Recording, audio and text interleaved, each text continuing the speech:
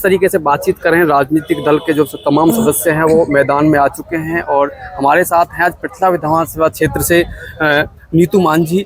किन किन कहते हैं कि क्या क्या इनकी जो मन में योजनाएं हैं पृथला विधानसभा क्षेत्र को लेकर और क्या क्या चीज़ें हैं जो तमाम लोगों से आप मिल रही हैं उन चीज़ की आप चर्चा कराते हैं। मैम पहले तो बहुत बहुत स्वागत है आपका हमारे चैनल। बहुत बहुत धन्यवाद आपके स्वागत के लिए। और एक मिनट बस मैं आ जाऊँ भैया, भाई एक मिनट। बहुत बहुत धन्यवाद आपके स्वागत के लिए। और ये पृथला विधानसभा मेरी अपनी जन्मभूमि है और मैं प्याले गांव की बेटी हूँ, इस हलके की बेटी हूँ, बहन हूँ। और काफ़ी समय से मैं अपने इस विधानसभा में काफ़ी काम कर रही हूँ। और पिछले 10 साल से जब मैंने अपनी जन्मभूमि को अपनी कर्म भूमि बनाने का फैसला किया तो इसमें मेरे हलके के सभी बड़ों ने, सभी भाइयों ने, पिता तुल्य सभी बड़ों के आशीर्वाद से जो सम्मान और जो आशीर्वाद मुझे प्राप्त हो रहा है उसके लिए मैं बहुत बहुत धन्यवाद करती हूँ। मैम अगर बातचीत करें पृथला विधानसभा क्षेत्र की, पृथला विधानसभा क्षेत्र कहीं ना कहीं एक ग्रामीण अंचल से जुड़ा हुआ है, तमाम इसमें गाँव ही पड़ते हैं।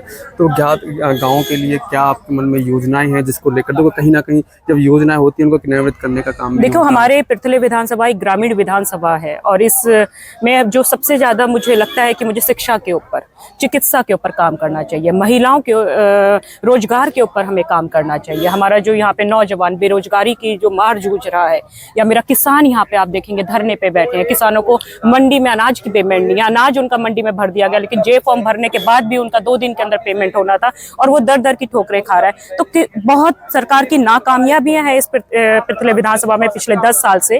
और मेरी अपनी जन्मभूमि में मुझे काम करने की जरूरत है। यहाँ आप देखेंगे कि शिक्षा के ऊपर, स्कूलों के हालात देखेंगे, आप चिकित्सा के हालात देखेंगे तो लगता है कि हम जैसे लोगों को कि हमें आगे आकर सभी के समर्थन के साथ, एकजुटता के साथ हमें काम करना चाहिए। और ये सही समय है अपने जन्मभूमि पे काम करने का, क्योंकि इस समय हमारा नौजवान, आप देख रहे हैं कि हमारे प्रदेश में हमारे नौजवान का 35% हम बेरोजगारी की तरफ बढ़ते जा रहे हैं। आप देख रहे हैं कि यहाँ पे किसानों के पास कुछ नहीं है। हमारे पृथले विधानसभा में किसानों की हालात आप देखिए, मंडी में पैसा नहीं है किसानों के पास। तो इन सभी हालातों को देखते हुए हमें इस पे काम करना है और आगे बढ़ना है। मैम एक बातचीत करें, कहीं ना कहीं देखो आपने शिक्षा के क्षेत्र को बड़ा बखूबी से देखा कि हम जब तमाम स्कूलों में जाते हैं, प्राइवेट सरकारी स्कूल्स में जाते हैं तो टीचर्स ही नहीं है स्कूलों के अंदर।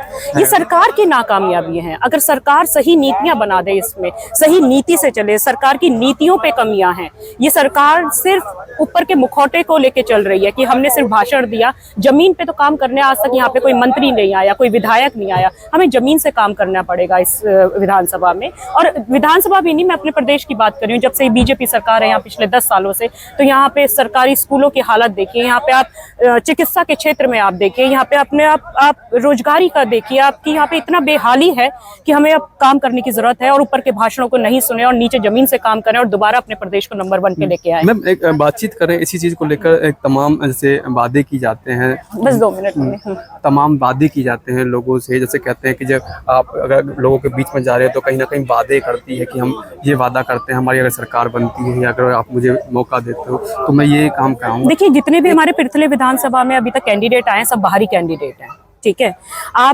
हम अपनी ही जमीन पे खड़े होकर कितना वादा खिलाफी करेंगे? अपने गांव के, अपने जमीन के हम खड़े हैं, यहीं पे रहना है, यहीं पे सोना है, यहीं पे खाना है, यहीं से आशीर्वाद लेके आके बढ़ना है। तो अपनी ही जमीन से वादा खिलाफी नहीं की जाएगी। ये लोगों को समझना है कि बाहरी लोगों को अब बंद करें, ऊपर के भाषणों को सुनना बंद करें, जमीन पे काम करें और जमीन से अपने क्षेत्र को आके लेके जाएं। फिर देखें इस प्रदेश को नंबर 1 ले जाने में कितना मजा है। हम बातचीत करते हैं। एक हमारा छोटा सा इंडस्ट्रियल एरिया पड़ता है पृथला विधानसभा क्षेत्र में, पृथला इंडस्ट्रियल के नाम से, जो हमारे विधानसभा के तमाम जो युवा हैं जब वो फैक्ट्रियों में रोजगार के लिए जाते हैं तो लोकल के नाते उनको फैक्ट्रियों में लिया ही नहीं जाता है और ये बेरोजगारी का एक बहुत बड़ा जरिया भी। आप देखेंगे कि जो इंडस्ट्रियल एरिया ये खोल तो दिया है सरकार ने, लेकिन इनमें भर्ती जो है वो ऊपर के पैसे लेन देन का इसमें बड़ा घोटाला है, भ्रष्टाचार है ये पूरा।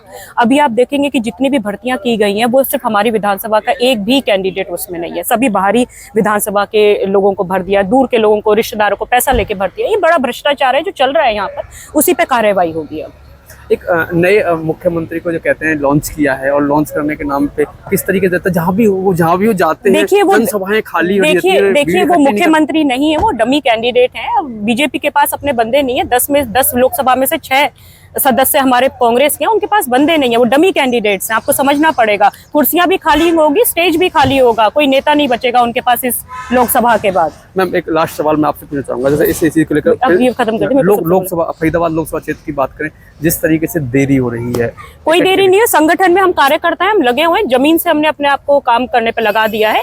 बाकी निर्णय ऊपर से आएगा, जो भी आएगा हमें उसका स्वागत है, हम अपना काम कर रहे हैं। Thank you ma'am. Thank you. ये थी हमारे साथ मंदिर भैया नमस्कार, सॉरी आपको वेट करना पड़ा भैया, तैयारी कर रही है आपकी।